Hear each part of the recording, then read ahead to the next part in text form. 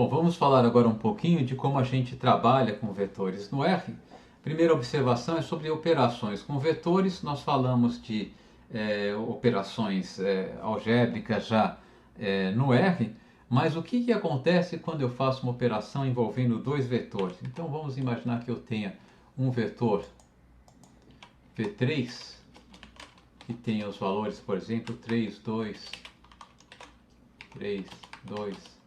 e 4, e um vetor V4 com os valores, digamos, 2, 1 e 4 também. Vou deixar a letra grande de novo, né? Ok? O que significa quando o que o R vai fazer quando eu pedir para ele calcular V3 mais V4? Né? De fato, o que ele vai fazer é somar componente a componente. Ele vai gerar os dois vetores, tem três componentes, ele vai somar o primeiro componente com o primeiro componente do vetor 4, o segundo do vetor 3 com o segundo do vetor 4 e o terceiro com o terceiro. Né? Então, usualmente ele faz isso, ele vai fazer as operações componente a componente. Então, eu vou ter, ele retornou um vetor com o primeiro elemento 5, porque 3 mais 2 é igual a 5. O segundo componente é igual a 3, porque 2, que é o segundo componente do vetor 3, e 1, que é o segundo componente do vetor 4, somam 3. Né? E o terceiro componente vai ser 8, porque é 4 mais 4, a soma dos terceiros componentes dos dois vetores. Mesma coisa se eu pedir para ele fazer a multiplicação dos dois vetores, ele vai multiplicar os componentes a componentes, então eu vou ter 3 vezes 2 igual a 6, 2 vezes 1 igual a 2, 4 vezes 4 é 16, ou mesmo exponenciação, ou mesmo divisão. V3 dividido por V4 vai ser 3 dividido por 2 igual a 1,5, 2 dividido por 1 igual a 2, e 4 dividido por 4 igual a 1 também. Né? E se eu fizer agora exponenciação, eu vou ter o mesmo resultado. V3 elevado a V4, eu vou ter 3 elevado a 2 igual a 9, 2 elevado a 1 igual a 2 e 4 elevado a 4 igual a 256. Então o que o R faz, né, todas as operações, e de fato se tiver funções envolvendo os vetores, usualmente ele vai fazer a mesma coisa, ele realiza a operação componente a componente. Agora, imagine que eu tenha dois vetores, mas com tamanhos diferentes. Então vamos criar um novo vetor aqui, um vetor V5, que tenha, digamos, 6 elementos. Vai ser C, vamos supor que ele tenha os componentes 1, 3, 4, 8, 2, 2. Né? O que vai acontecer se eu fizer a soma V3 mais V5? Bom, nesse caso, o R vai aplicar uma regra de reciclagem. Ele vai reciclar o vetor mais curto para preencher o vetor mais longo. Deixa eu me explicar isso de uma maneira um pouco mais clara, usando o quadro negro. Então eu desenhei aqui verticalmente os dois vetores, tá? Na primeira coluna eu tenho aqui o vetor 2, 3, o primeiro componente é 3, o segundo é 2, o terceiro é 4. E na segunda coluna o vetor 5, né? 1, 3, 4, 8, 2, 2. O que o R vai fazer? Bom, ele vai tentar somar os vetores componente a componente. Então ele vai pegar 3 mais 1 e vai gerar 4, né? Vai pegar 2 mais 3 e vai gerar 5, né? O segundo componente. Vai somar o terceiro componente do vetor 2 com o terceiro componente do vetor 5, vai gerar 8. E ele vai falar, puxa, acabou, né, o vetor 2. O que eu faço agora? Ele vai repetir o vetor 2 na sequência. 3, 2, 4. Isso aqui a gente chama de reciclar, né? Ele recicla o vetor mais curto e continua fazendo a conta. 3 mais 8, 11. 2 mais 2, 4. E 4 mais 2, 6. Né? E esse vai ser o resultado, tá? Aqui vai ser o resultado. Tá? Então eu devo esperar que ele retorne um vetor, né? Com os componentes 4, 5, 8, 11, 4 e 6. Vamos retornar ao nosso R, tá? E vamos ver o que ele faz. E está aqui, né? 4, 5, 8, 11, 4 e 6 como a gente previa. Então o R, sempre que eu tiver um vetor faltando, né, o dado de algum vetor, ele vai repetindo esse vetor, né? E isso que permite que a gente possa fazer, por exemplo, uma operação como 2 vezes V5, que seria calcular o dobro de V5, né? O R pensa da seguinte maneira, vou voltar lá para o quadro, tá? Ele está falando o seguinte, olha, ele quer multiplicar 2, um vetor de um único componente, pelo vetor V5 que tem aqueles 6 componentes, 1, 3, 4, 8, 2 e 2. O que eu vou fazer? Eu vou pegar 2 vezes 1 é igual a 2. Ah, acabou o primeiro vetor. Eu vou reciclar o primeiro vetor. 2 vezes 3 igual a 6. Reciclo novamente o vetor de um único elemento. 2 vezes 4 igual a 8. Né? E assim por diante. Né? 2 vezes 8 igual a 16. 2 vezes 2 igual a 4. 2 vezes 2 igual a 4 novamente.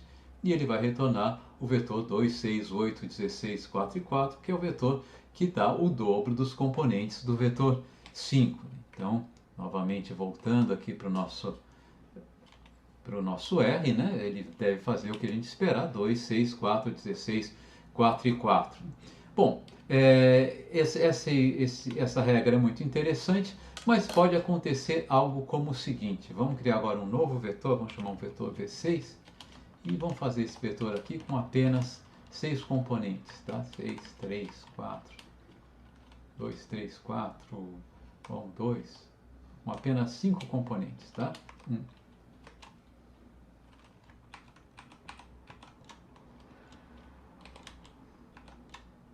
E vamos pedir para ele criar esse vetor. O que vai acontecer agora se eu fizer V3 mais V6?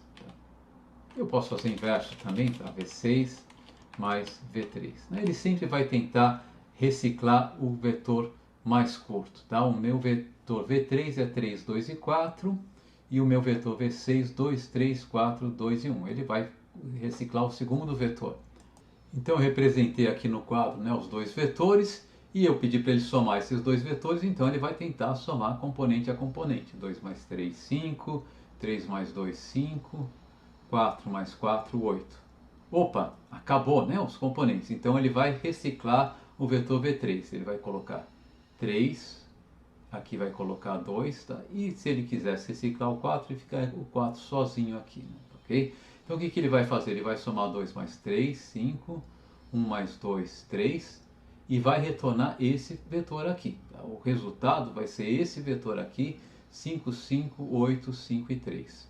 Mas ele vai avisar, ele vai falar o seguinte, olha, o vetor mais curto, ele não tem o número de elementos no vetor mais curto não é uma fração exata do número de elementos no vetor mais longo. Tá? Então, por quê? Porque normalmente quando isso acontece é porque a gente fez algo errado. Né? Pode não ser o caso, tá? Mas ele vai dar essa mensagem de aviso. Tá? Então vamos mandar fazer a operação, ele deve retornar 5, 5, 8, 5 e 3, com uma mensagem de aviso, né, com um alerta, dizendo que alguma coisa ficou errada. Né? Então eu mandei aqui, tá? Então ele deu 5, 5, 8, 5 e 3, como a gente previa, e a mensagem, né? O objeto de maior comprimento não é um múltiplo do comprimento do objeto mais curto. Bem, uma outra coisa que a gente faz frequentemente quando trabalha com vetores é comparar esses vetores. Quais elementos de um vetor são maiores do que o do outro, quais são iguais e assim por diante. E para isso nós usamos os operadores de comparação. Então, os operadores de comparação, bom, são os operadores de teste de igualdade, de maior, de menor, de maior ou igual ou de menor ou igual. Tá? E a simbologia é muito intuitiva. Se eu quiser testar a igualdade, tá, entre dois vetores, vamos supor, nós tínhamos o vetor V3 e o vetor V4. Né? Então, o V3 ainda está aqui na nossa tela, né? O V3 tem os componentes 3, 2 e 1, o V4, 2, 1 e 4. Né? Então, se eu quiser comparar se V3 é igual a V4, eu vou usar duas vezes o sinal de igual e V4. Tá? Então, esse duas vezes o sinal de igual significa né, é igual a, né? Mas com interrogação, é igual a, né? Então V3 é igual a V4, E quando eu faço esse teste, tá? O R vai operar novamente componente a componente. Ele não vai testar se os dois vetores são idênticos, mas se o primeiro componente do vetor V3 é igual ao do vetor do primeiro do V4, se o segundo do V3 é igual ao segundo do V4, se o terceiro do V3 é igual ao terceiro do V4. Então, quando eu dou esse comando, ele vai dizer o primeiro componente do vetor 3 é diferente do primeiro componente do vetor 4, portanto, false para o primeiro componente. Ele vai retornar um vetor, né, com três valores lógicos. Né? O primeiro é falso, porque o primeiro componente do vetor 3 é diferente do primeiro componente do vetor 4.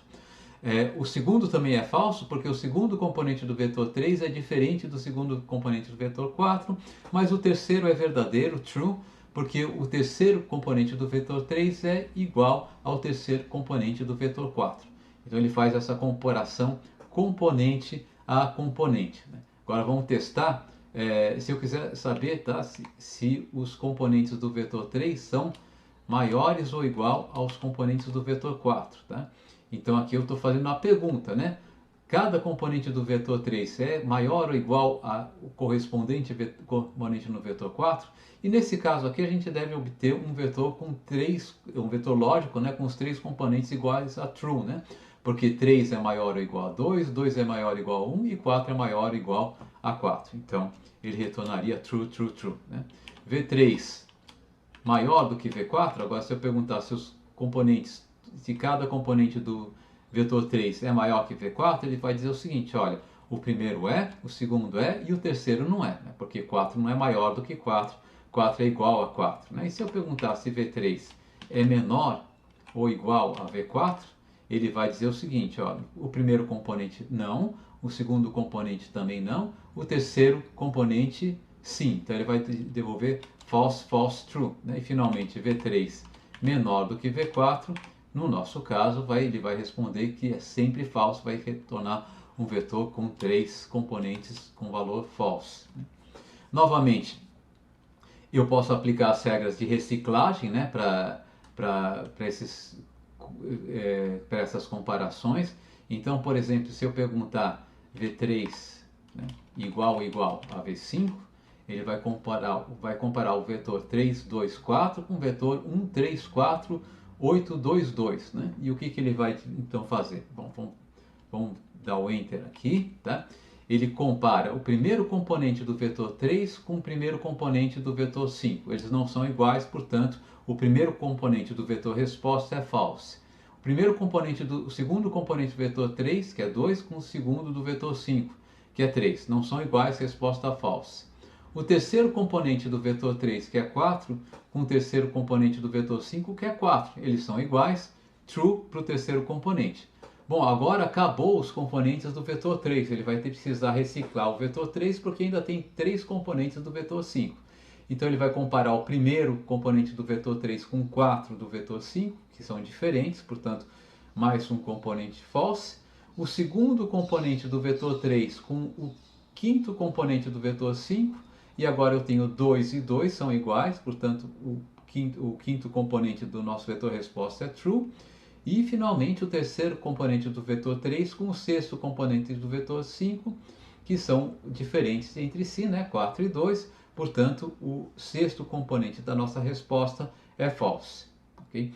Bom, esse tipo de teste ele vai ser muito útil para a gente, especialmente quando a gente começar a indexar vetores, né? Quando a gente usar técnicas de indexação de vetores, das quais a gente vai falar daqui a pouquinho. Observe que eu também posso fazer comparação entre valores, não necessariamente entre valores numéricos. Né? O R ele ordena valores de textuais, né? Textos, né? Variáveis do tipo character. Então, por exemplo, se eu fizer a pergunta o texto, ou vamos criar dois vetores aqui, tá? Vamos chamar alfa1 igual a... Vamos fazer um vetor de nomes aqui, João, Maria,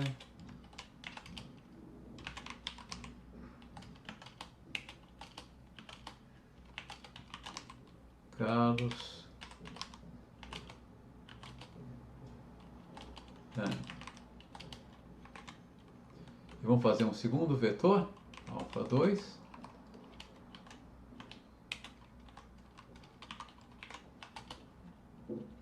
Pedro, Maria, Cecília, Isabel. Então, criei dois vetores, alfa 1 e alfa 2. E os dois vetores contendo o nome, né? O que acontece se eu perguntar, por exemplo, alfa 1 igual a alfa 2? O que ele vai ver é se os componentes, né, correspondentes componentes são iguais, e aqui a resposta é óbvia. Ele vai dizer que apenas o segundo componente é igual, os outros não são iguais, e portanto ele vai retornar um vetor com o primeiro componente falso, o segundo true e os dois últimos false também, né? O que vai acontecer agora se eu perguntar o seguinte: alfa 2 maior do que alfa 1. Bom, aqui o R vai interpretar esse sinal de maior como um sinal de procedência alfabética, né? Então, ele vai dizer o seguinte: Pedro é maior que João. Por quê? Porque eu classifico o Pedro depois do João, né? O João vem na frente. A Maria não é maior que a Maria porque, alfabeticamente, né, ela vai ser classificada no mesmo, na mesma posição, a mesma palavra.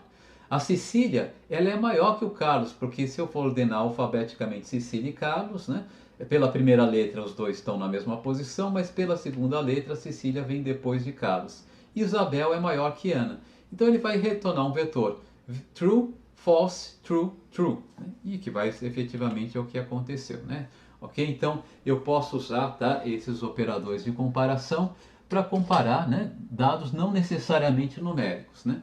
Observe que se eu perguntar 1 é maior, se eu perguntar para ele, por exemplo, se 1 é maior do que A, tá, ou do que 1, tá? O que o R vai fazer aqui, né? Ele vai falar o seguinte: ó, esses dados são de tipos diferentes. Eu vou ter que transformar um dado no tipo do outro. E como ele faz? Ele vai do mais simples para o mais complicado. Um é um double e um é um character, né? Então ele vai transformar isso daqui em um dado tipo character. Ele vai testar de fato. Vou colocar aqui um comentário. Ele vai testar se um, né, vem depois de 1 na ordenação alfabética, tá? E o R, na verdade, ele ordena inicialmente os caracteres que representam números depois das letras do nosso alfabeto. Então ele vai retornar aqui false, tá?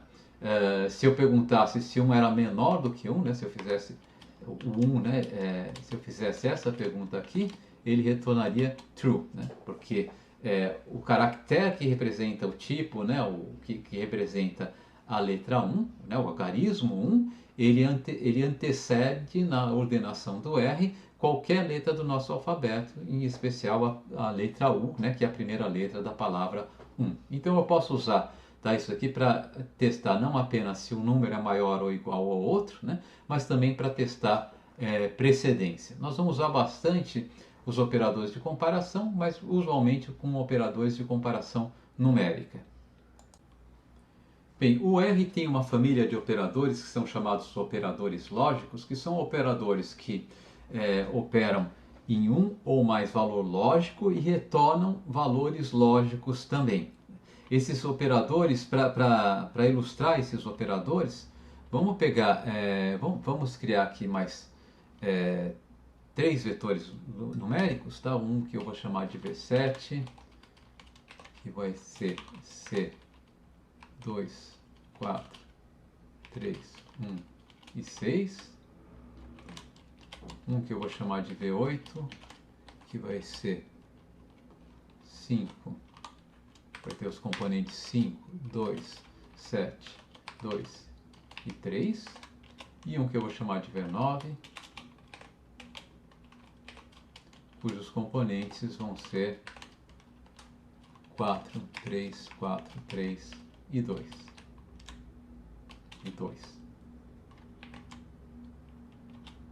Então lembre que a gente podia fazer uma comparação, né, desses vetores 1 a 1, por exemplo. Eu poderia testar se V6 e se V7 é maior do que V9.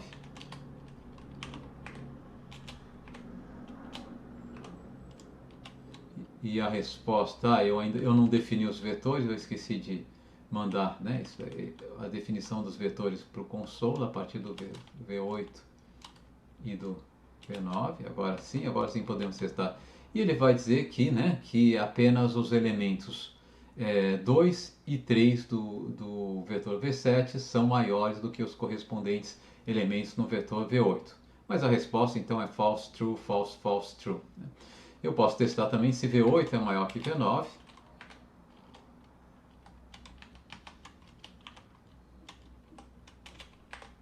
Que V9, né? E ele vai dizer que apenas o primeiro, o terceiro e o último elemento, o quinto e último elemento do vetor V8 são maiores do que os correspondentes do V9 e os restantes não são, né? Então ele vai retornar true, false, true, false, true. Bem, e se eu quiser saber se V7 e V8 são maiores que V9, né? Então, componente a componente, eu quero saber, por exemplo, para cada componente, né, de 1 a 5, se é o caso de que o correspondente componente no vetor V7 é maior que V9 e o correspondente componente no vetor V8 também é maior que V9. Bom, nesse caso eu vou usar o operador lógico E, né? E o operador lógico E é simplesmente o nosso E comercial. Então eu posso fazer o seguinte, perguntar para o R, V7 é maior que V9 e V8 é maior que V9, né? Então ele vai testar componente a componente, tá? Então no primeiro componente, né, para o primeiro componente, o elemento em V7 é menor, né, do que o componente em V9.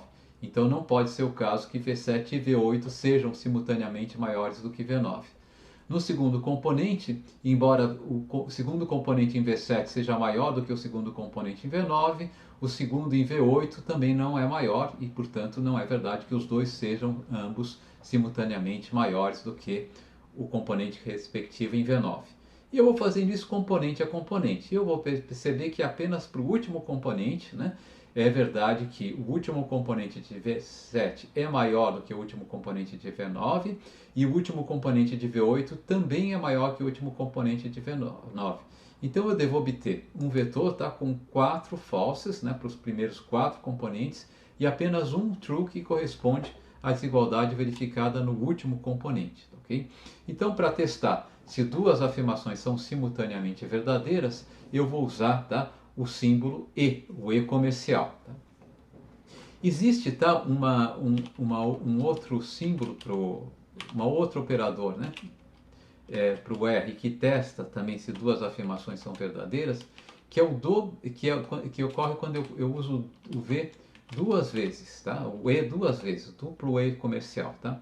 Mas enquanto nesse primeiro caso, tá, quando o E comercial é simples, ele vai retornar um vetor de N elementos, né? Tantos elementos quanto os elementos que estão sendo comparados, tá? N componentes, talvez seja o termo mais correto, né? Tantos componentes quanto o do maior vetor, né? Tá? No segundo caso, ele vai retornar um único componente.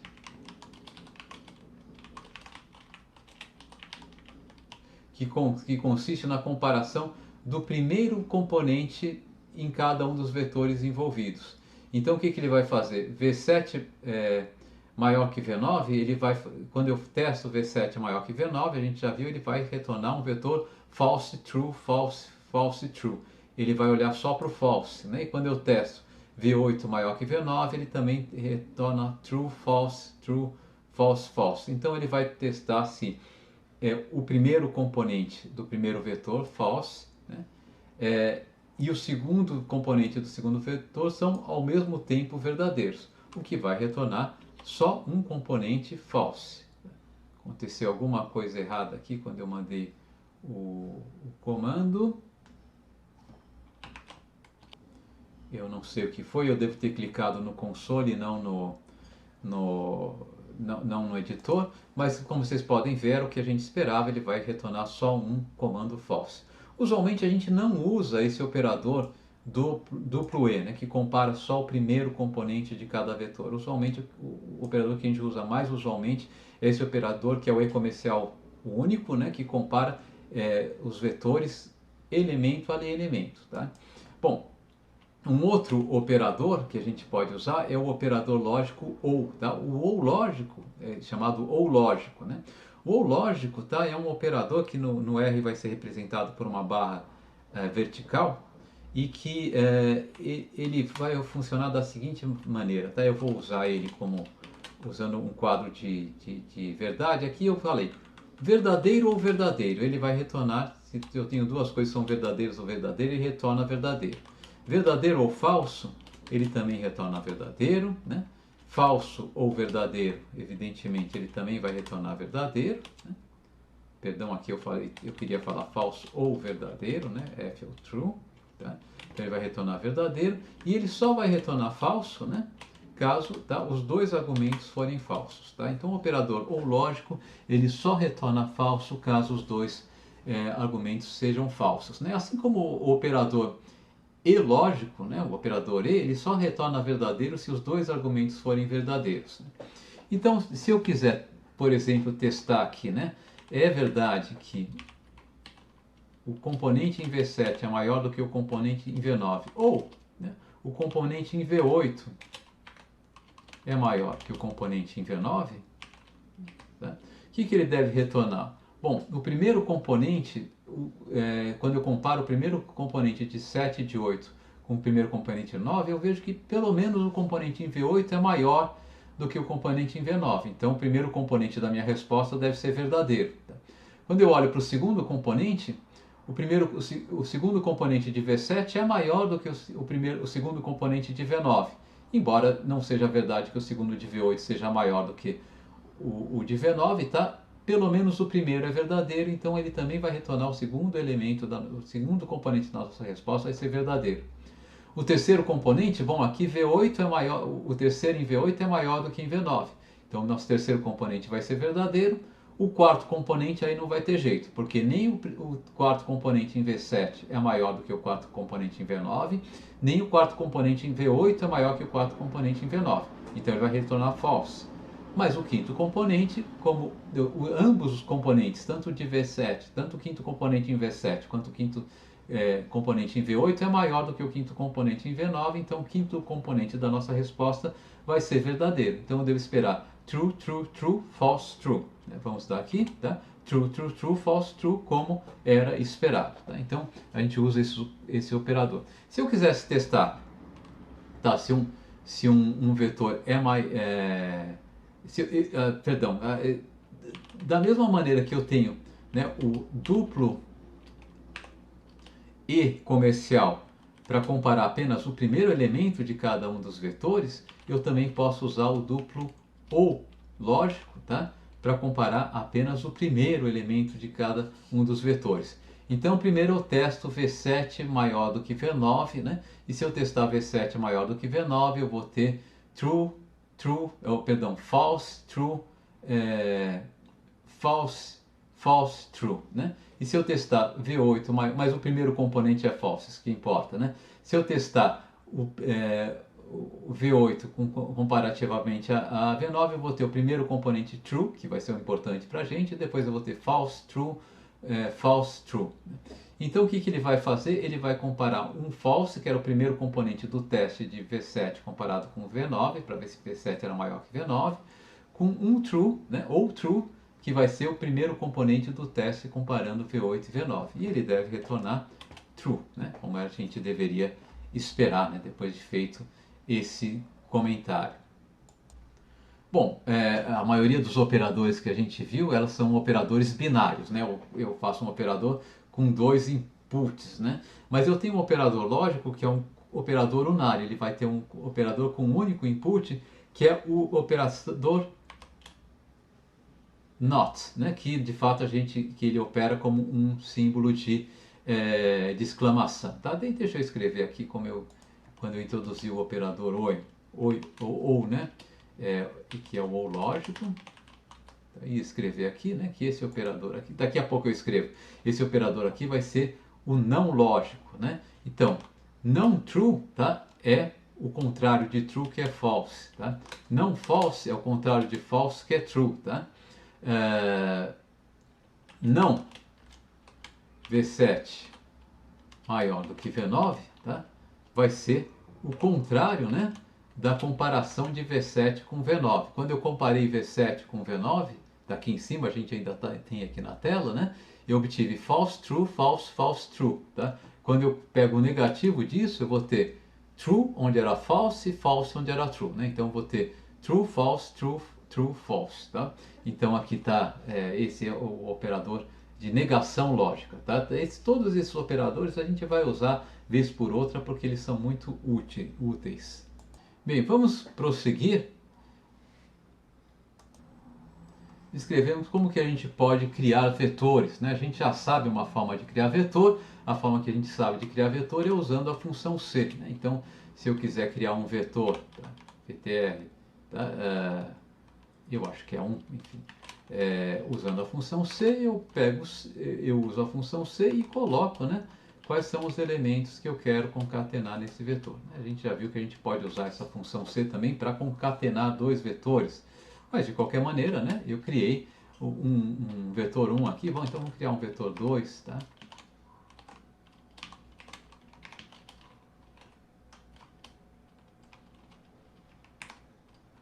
4/3. Eu posso criar, por exemplo, um vetor 3 simplesmente concatenando esses dois vetores. Né? Então, de fato, eu posso criar vetores a partir de outros vetores. Né? Muito bem. Ocorre que muitas vezes a gente quer criar vetores específicos. Tá? Então, uma coisa que comumente a gente faz é criar um vetor com um valor repetido. Né? Então, criando vetores com valores repetidos. E para criar um vetor com valor repetido, eu simplesmente uso a função wrap. Tá? A função wrap é uma função que é a abreviação de repetir, né? E eu digo o valor que eu quero repetir, né, o primeiro argumento, e o segundo argumento é o número de vezes que eu quero repetir esse valor. Então, se eu quiser criar um vetor, tá, com 13 vezes, com 13 elementos, todos eles iguais a 2, né, eu escrevo wrap 213, tá? E ele retorna um vetor, né, com 13 elementos, todos eles iguais a 2. Tá? Notem que eu também posso usar um wrap, né, com o argumento do wrap, um vetor, tá? Então eu posso, por exemplo, wrap, eu posso pedir para ele repetir, tá? O vetor 1 5 vezes. Né? E o que ele vai fazer? Ele vai escrever o vetor 1, né, uma vez, né, vai até aqui, daí ele vai escrever o vetor 1 uma segunda vez, daí ele vai escrever o vetor 1 uma terceira vez, uma quarta vez, né, e uma quarta vez, onde que ele acaba? Bom, enfim, e uma quinta vez. Eu devo ter me perdido aqui algum trecho. Exatamente, tem 4 elementos, então ele tem 20 elementos, né? Quando ele repete 5 vezes um vetor de 4 elementos, ele dá um vetor de 20 elementos. Então está aqui a primeira vez que ele é repetido, aqui a segunda vez que ele é repetido, a terceira vez que ele é repetido e a quarta vez que ele é repetido, e a quinta vez que ele é repetido está aqui mais à direita, aqui no meu monitor, aqui a letra está grande, ele não estava aparecendo. Né? Então ele vai repetir esse vetor, tá, 5 vezes. Né? Podemos usar a função wrap dessa maneira. O R também permite que a gente crie uma sequência de números igualmente espaçados. Né? Para isso a gente usa a função sec. Tá? Então deixa eu só criar uma variável sec1. Tá? Vai ser igual a sec. Né? É a função, tá certo? E essa função, ela tem 3 argumentos, tá? Sendo que o último é opcional. Tá? De fato, o primeiro e o último são opcionais. O primeiro argumento me diz quando essa sequência começa. Tá? Então vamos supor que eu quero uma sequência que comece com o número 1. Tá? O segundo argumento me diz qual que é o valor máximo que os números dessa sequência podem ter. Não pode passar desse número. Então vamos imaginar que eu queira que termine essa sequência com o número 15. Né? E o terceiro argumento, tá, é o passo que eu quero que tenha entre cada elemento dessa sequência. vamos supor que seja de 1. Então, o que eu estou pedindo aqui para o R? Ele construir uma sequência que vai de 1 até 15, de 1 e 1. E ele vai, então se eu pedir para ele, né, mostrar agora quem é o nosso sec1, tá? Ele efetivamente construiu, né, um vetor cujos componentes são 1, 2, 3, 4, 5, 6, etc., até 15. Né? Eu posso pedir, né, que eu posso fazer algumas variações aqui, né? Eu posso pedir, por exemplo, tá, que o passo, né, seja diferente de 1. Né? Bom, e eu posso ter também argumentos, né, um valor inicial, por exemplo, negativo. Eu posso querer de 3 até 12, né, com um passo igual a 5. Quando eu peço para o R fazer isso, né, ele vai gerar, tá, o seguinte vetor, tá, menos 3, 2, 7 e 12. Tá. De fato, eu posso fazer mais do que isso. Né, eu posso fazer uma sequência, tá, com passos negativos. Né, eu posso pedir a sequência ao contrário da que a gente tinha aqui, de 12 até menos 3, né, com o passo igual a menos 5. E o que ele vai fazer? Ele vai gerar, eu não queria que fosse sec2, deixa eu gerar aqui sec3, para a gente manter, né, as nossas sequências iniciais, tá? Então a nossa sequência 3, tá? Ela começou em 12 e foi caindo de 5 em 5 até chegar a menos 3. O que vai acontecer se eu criar um vetor, que eu vou chamar de sec4 agora, que seja uma sequência numérica que inicie, digamos, em 1, tá? Tem o passo igual a 4, tá? E vá até o valor máximo de 14.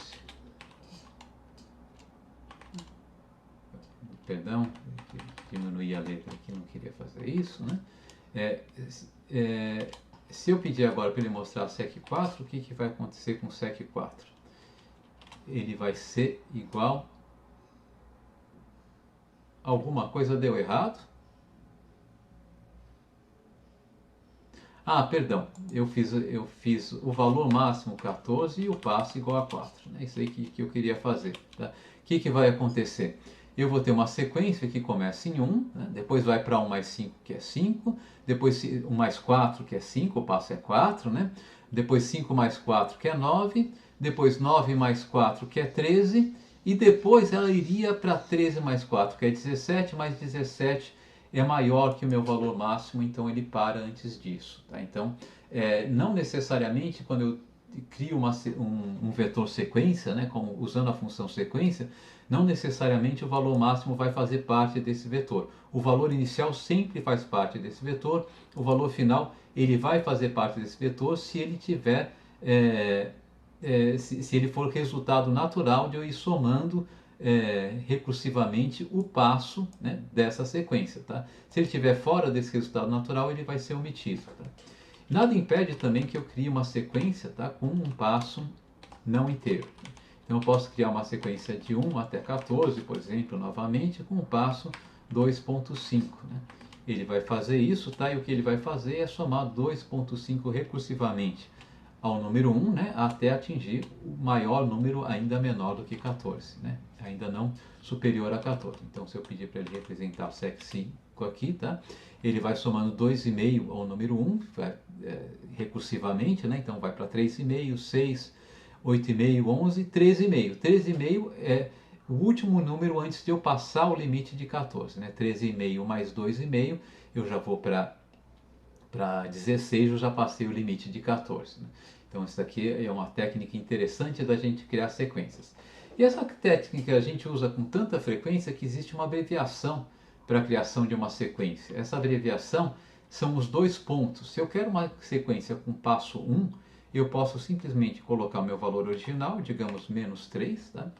2 pontos o meu valor final, digamos 7. Tá? Vamos chamar. Vou colocar e salvar isso numa variável, sec6. Tá? O que significa isso? Eu estou dizendo para o R, cria uma sequência que começa em menos 3, vai até 7, tá? E o passo vai ser o passo natural igual a 1. Tá? Então a gente usa esses dois pontinhos para abreviar, né, a notação de uma sequência. Tá? Então se eu pedir para ele exibir sec6, tá? Ele está com todos os números de menos 3 até 7, né? 1 a 1. Tá? E de fato eu posso também fazer isso, tá? Se o valor inicial for menor que o valor final, ele vai usar o passo -1. É o único ajuste de passo que ele faz, que ele pode fazer. Então, se eu quiser uma sequência de 8 até -4, tá? Ele cria essa sequência. Se eu pedir para ele exibir sec7, ele vai obter, né, os números decrescentes de 1 em 1, né, de 8 até -4. Bom, uma última técnica muito comum de gerar vetores consiste em gerar vetores com valores aleatórios, né? E nesse caso nós vamos ter que usar algumas funções do R, tá? Então vamos supor que eu queira sortear números aleatórios a partir de uma distribuição de probabilidade normal com média 0 e desvio padrão igual a 1. Nesse caso aqui, tá, eu posso simplesmente vamos criar um vetor de valores aleatórios, vou chamar esse vetor de ALTR1, tá? E ele vai, eu vou pedir para ele gerar, então, digamos, 5 elementos aleatórios extraídos, né, de uma distribuição normal com média 0 e desvio padrão 1, tá? Para gerar números aleatórios, as funções para gerar números aleatórios, elas usualmente começam com a letra R de random, que quer dizer aleatório em inglês, né? E depois elas são seguidas, né, do nome da distribuição normal, de uma abreviação desse nome, tá? Então, no caso da distribuição normal, se eu quiser gerar números aleatórios de acordo com a distribuição normal, eu uso a função rnorm, né, de R normal, tá? Random normal. E essa função vai ter, tá, como argumento, como primeiro argumento, né, o número de elementos que eu quero gerar, tá? Então eu quero gerar um vetor de 5 unidades, tá? Como segundo argumento, eu poderia dizer qual que é a média da distribuição normal e como terceiro, qual que é o desvio padrão da distribuição normal, tá? Se eu não colocar argumento algum, tá, ele vai gerar números aleatórios a partir de uma distribuição normal com média 0 e desvio padrão igual a 1. Então, se eu der esse comando aqui, tá, a nossa variável OTR1 vai ser, tá, uma série de números, tá, que oscilam, né, aparentemente em torno de 0, mas foram extraídos de uma distribuição normal com média 0 e desvio padrão igual a 1. Tá? Se eu quiser mudar, né, essa média ou esse desvio padrão, eu posso simplesmente, né, além de informar o número de elementos que eu quero dizer, eu informo a média, tá? Eu posso informar a média usando a palavra min igual a, digamos, eu quero uma média igual a 100, tá? E o desvio padrão eu uso a palavra-chave SD igual a, digamos que eu quero que o desvio padrão seja igual a 75.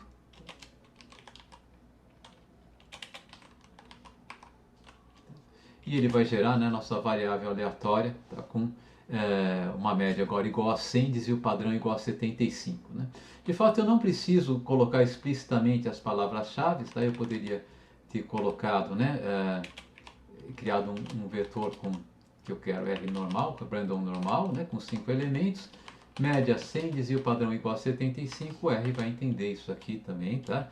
E vai gerar um novo vetor aleatório, né? Que não vai ser igual ao 2 porque esse vetor é aleatório, ele é gerado aleatoriamente, mas que foi extraído de uma distribuição normal, né? Uma outra distribuição que a gente usa bastante para gerar números aleatórios, que a gente vai tratar aqui hoje, mas a gente pode ter diversas outras distribuições, né? É a distribuição de probabilidades uniformes, né? Então imagine que eu queira criar, tá, um vetor de números aleatórios, tá, que são extraídos, tá, no intervalo 0 e 1, tá, com iguais probabilidades. Então, uma distribuição uniforme de números entre 0 e 1. Tá? Então, aqui eu vou usar R de random, tá? Unif de uniform, né? De uniforme, tá certo? E eu pego o número de elementos, tá? Se eu não der, vamos colocar agora 7 elementos para variar um pouco. Se eu não disser qual que é o intervalo, ele vai pressupor que o intervalo está entre 0 e 1, tá? E o que ele vai gerar, então, agora vai ser um vetor de números aleatórios, né, escolhidos, né, com igual probabilidade, né, no intervalo 0 e 1. Tá? Se eu quisesse que esse intervalo fosse diferente, né, por exemplo, se eu quisesse que esse intervalo ocorresse, tá, para números, 7 elementos, tá, mas entre números entre -7 e 2, eu simplesmente, né, dou essa informação. Tá? faço essa informação, ele vai gerar, né, um outro vetor de número aleatório, TR5, tá? Com os números aleatórios, né, tá? Escolhidos, né, nesse intervalo de -7 até 2, tá? Ok? Bem, além de criar vetores, de fazer operações com vetores, nós gostaríamos de recuperar componentes específicos de um vetor, né? A técnica que a gente usa para recuperar um componente específico de um vetor é chamada de indexação, né? Eu vou chamar um vetor de acordo com um índice, ok? E vamos falar um pouquinho dessa técnica. Nós já vimos, né, que existe uma forma clara de indexar, que é chamada indexação direta. Indexação direta, né, que consiste simplesmente, né, em dizer o nome do vetor. Tá? Nós tínhamos um vetor com bastante componentes, que era o vetor VTR3. Se vocês quiserem ver esse vetor aqui, tá? Aqui estão os componentes desse vetor, né? Então nós temos um vetor aqui com 1, 2, 3, 4, 5, 6, 7 componentes, né? Um número razoável aqui de componentes, e eu posso querer recuperar, tá, um componente isolado desse vetor, e vocês já sabem que para fazer isso eu coloco entre colchetes, né? A gente já viu na aula passada qual que é o componente que eu quero recuperar. Por exemplo, se eu quiser recuperar o quinto componente, eu dou VTR3 entre colchetes o número 5. Tá? O que a gente não havia visto é que se eu quiser recuperar, por exemplo, o segundo e o quinto componente desse vetor, eu posso fazer isso. Eu falo VTR3, entre colchetes eu insiro um vetor, né, com os números dos componentes que eu quero recuperar, né, o número 2 e o número 5. Tá? Então o que eu estou pedindo? R recupere, né, os componentes 2 e 5 do vetor VTR3. E ele faz isso, né, graciosamente. Uma outra coisa que a gente costuma fazer com muita frequência, eu quero de fato recuperar uma fatia do vetor 3, esse é um conjunto de componentes grudados um no outro. Imagine que eu quisesse recuperar os componentes, né, do nosso vetor 3, tá, de 2 a 5. Né? Bom, eu poderia escrever C, 2, 3, 4, 5, ou simplesmente poderia colocar como argumento, né, a sequência de 2 a 5. Né? Quando eu coloco 2, 2 pontinhos 5, a gente sabe que o R vai transformar isso nos números 2, 3, 4 e 5. Né? Então estou pedindo para o R recupere os elementos 2, 3, 4 e 5 do vetor 3. E ele vai fazer isso também de uma maneira muito elegante. Bem, mas eu também posso pedir para o R selecionar alguns componentes do meu vetor, não dizendo quais que eu quero que sejam selecionados, mas dizendo quais que eu quero que não sejam selecionados. Então, por exemplo, se eu pegar o nosso vetor 3 e falar o seguinte, olha, eu não quero que você selecione o último elemento desse vetor. Ele tinha 7 componentes, né? Não quero que você selecione o sétimo componente. Ele vai selecionar apenas os 6 primeiros, né? Ou eu posso dizer o seguinte, olha, eu quero o vetor VTR3, tá? Mas não quero que você selecione, tá? Então vou colocar um negativo na frente da função C. Não quero que você selecione os componentes 3 e 4, tá?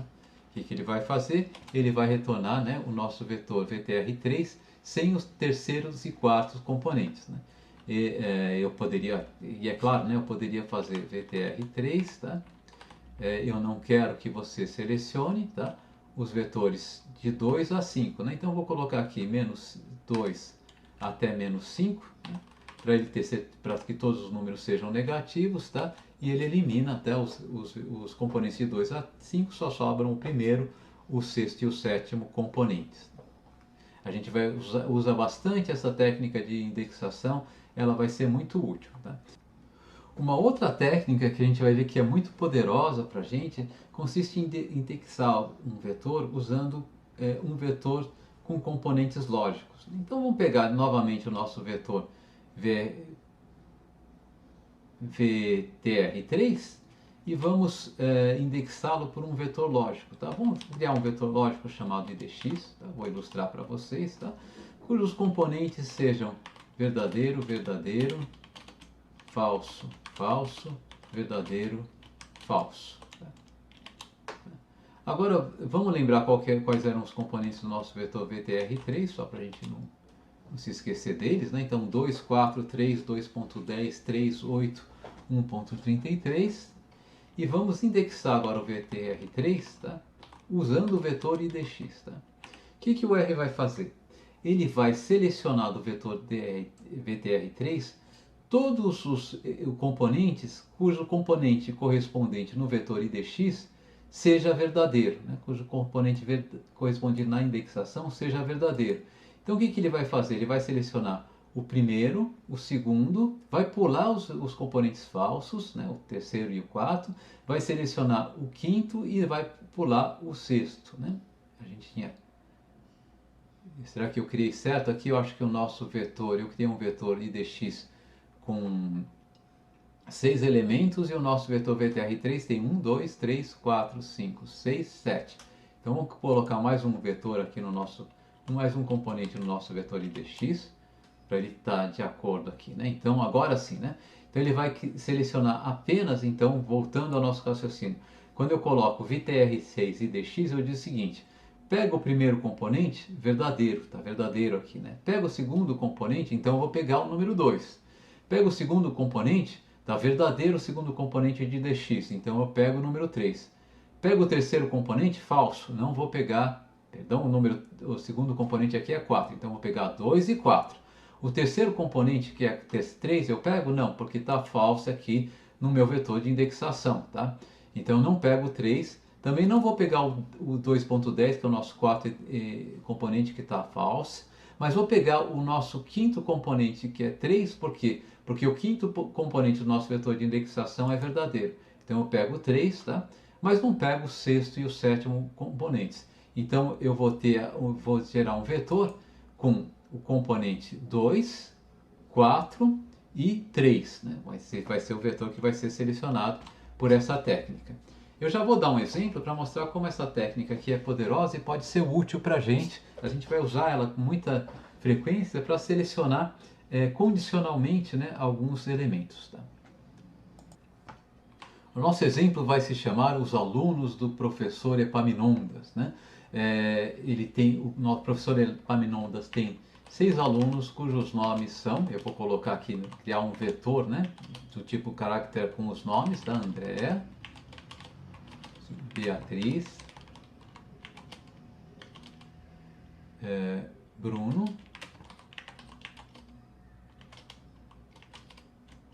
Caio, Maria e Rodrigo.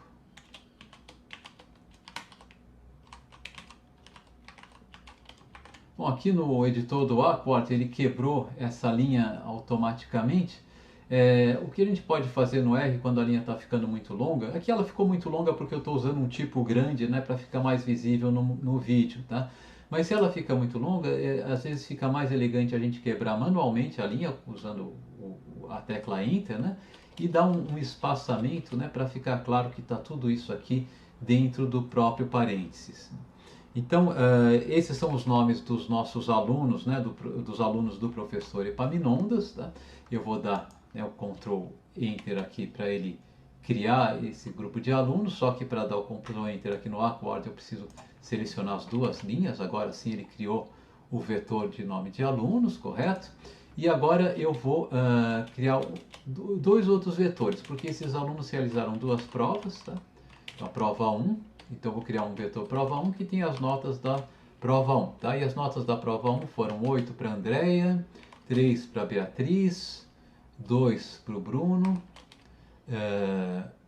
1,5 para o Caio, 5 para a Maria e 7 para o Rodrigo.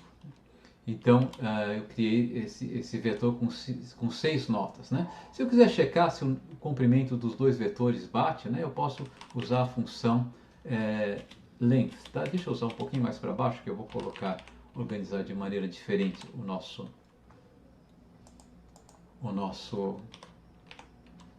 editor. Então a length de nomes diz quantos componentes tem no vetor nomes, né, que é 6, né? E se eu aplicar length, a função length para prova 1, tá? Ele vai me dizer quantos componentes tem no vetor prova 1, 6 também, né? Então a gente fez a coisa direitinho, né? Eu vou criar agora um vetor prova 2 com as notas da segunda prova. Digamos que a segunda prova tenham tido notas respectivamente, né, em relação aos alunos 9, 5, 3, 4, 2 e 10. Então cria um segundo vetor prova 2, né, e vamos testar se o comprimento desse segundo vetor também, né, é igual a 6. Né? De fato, eu poderia fazer o teste de que maneira seria mais inteligente, né? Eu podia perguntar se o comprimento da prova 2 é igual ao comprimento do vetor nomes, né? Então, se eu tenho tantas notas quanto tenho alunos, é verdade. Daí eu podia ter feito a mesma pergunta para testar, né, o comprimento da prova 1. A gente pode notar dessa maneira, então acho que fica mais legal, né?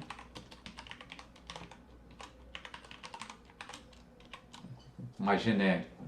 Ok. Então o professor Epaminondas calculou, tá, essas provas e ele agora quer calcular as médias dos alunos, né? E ele definiu que as médias iam ser calculadas, uma média ponderada, peso 1 para a primeira prova, peso 2 para a segunda prova. Bom, o fato é que é muito fácil calcular as médias, né? Agora que a gente já sabe mexer com vetores no R, né? Eu quero que o R pegue a segunda prova, multiplique por 2, né? Então o que eu faço? Eu faço 2 vezes a segunda prova. Né? O que ele vai fazer? Ele vai multiplicar os componentes da segunda prova, elemento a elemento, por 2. Porque 2 ele vai interpretar como vetor com um único componente e, portanto, ele vai reciclar 6 vezes para passar por todos os componentes do vetor prova 2. Eu quero somar a isso, né, as notas da prova 1, né, que vão ser com peso 1, então eu não preciso multiplicar por nada. E esse resultado, componente a componente, eu quero dividir por 3. Mas se eu colocar o operador de divisão aqui, tá? O R vai fazer, né,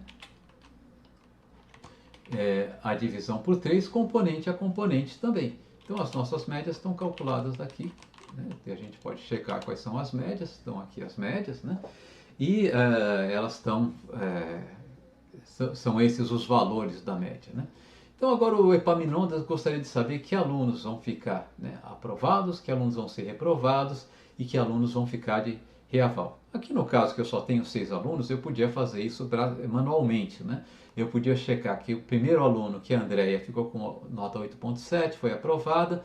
O segundo aluno é a Beatriz, ficou com nota 4.33, vai fazer reavaliação. Estou imaginando que a avaliação seja cabível para todos os alunos com nota maior ou igual a 3 e menor do que 5, né? O terceiro aluno, que é o Bruno, ficou com nota 2,67, vai ser reaprovado, vai ser reprovado, né?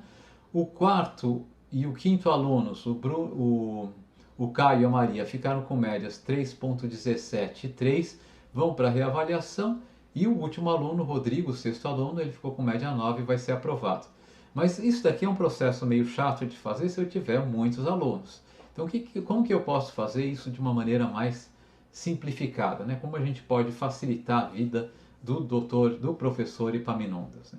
Eu posso ver o seguinte, né? Eu podia fazer um teste, né? Os alunos reprovados são aqueles alunos, né, para qual a média ficou menor do que 3.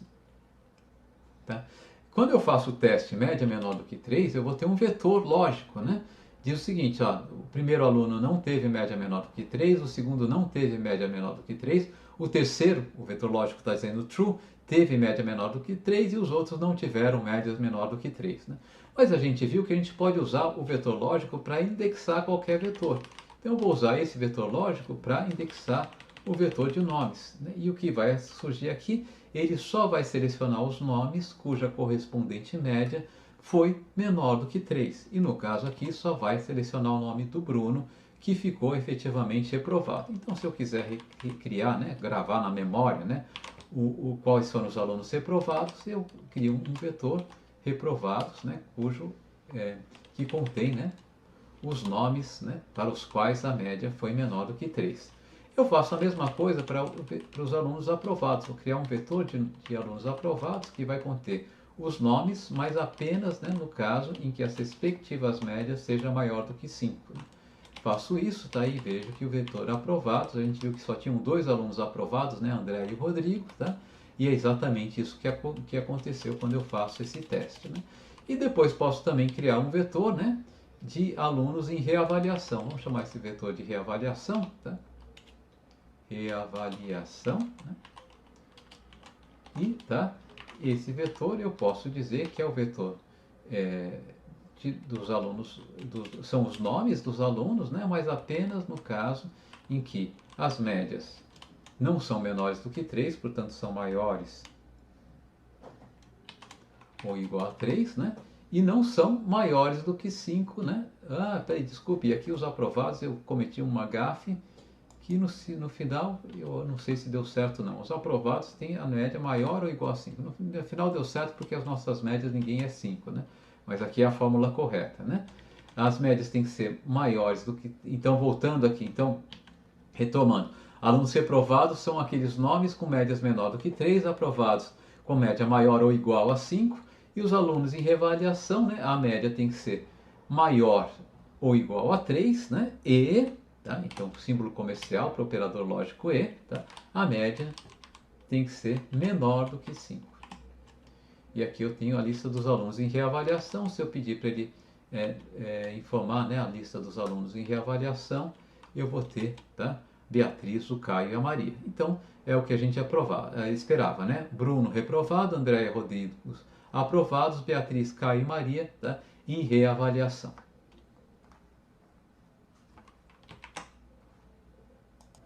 Bom, observem que eu poderia ter definido o nosso vetor de reavaliação de uma maneira diferente, ao invés de chamar ele de nomes, né? Médias maior ou igual a 5 e médias menor do que 5, a gente podia lembrar, né? Os alunos em reavaliação são aqueles alunos que não foram reprovados, né? Então podia ser não médias menor do que 3, tá?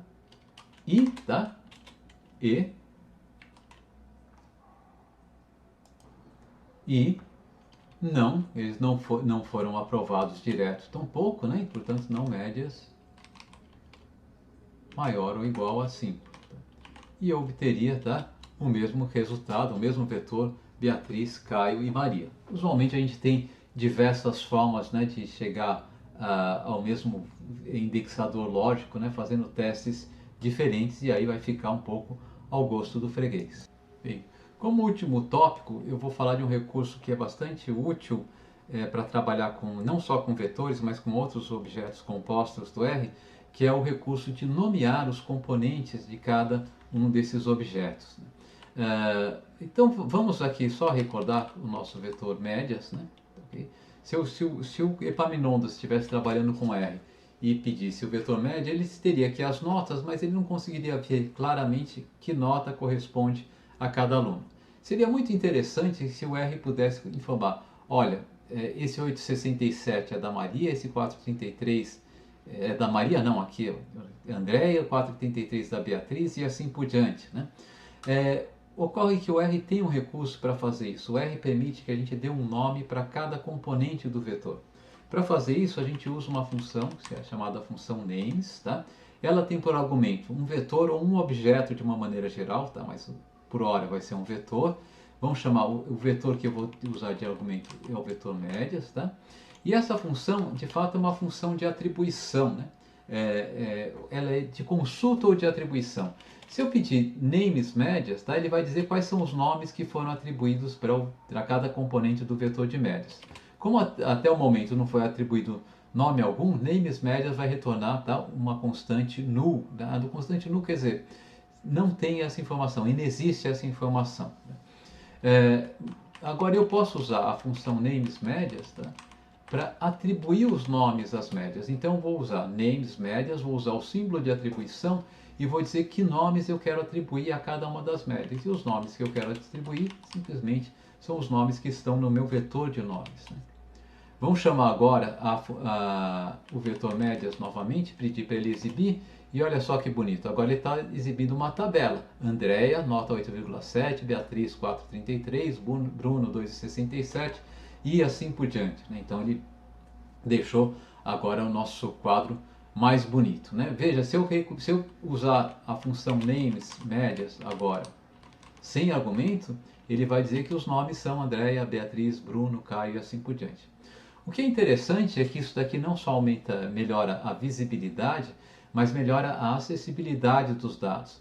Porque agora agora que eu atribuí nomes, né, a cada um dos componentes do meu vetor médias, eu posso indexar, tá, o meu vetor média, né, pelo nome, por exemplo, né, se eu quiser a média do Caio, que é o quarto elemento, né, do nosso vetor, ele vai dizer qual que é a média do Caio, tá? Mas eu também posso indexar pelo nome. Então eu indexei primeiro pelo número do componente, mas eu também posso indexar pelo nome do componente. O nome do componente é Caio. Lembre que Caio é uma variável do tipo character, então eu tenho que colocar entre aspas. Entre aspas duplas ou simples, não tem diferença, mas tem que estar entre aspas. Então se eu chamo agora médias de Caio, ele chama a média do Caio. Então vem a Beatriz, quer saber qual que foi minha média, né? Eu peço médias Beatriz. E o R exibe automaticamente a média Beatriz. Bem, com isso nós terminamos essa segunda aula. Eu vou preparar alguns exercícios sobre o tema e passo para vocês e cobro no momento adequado. Então é isso aí, até a próxima aula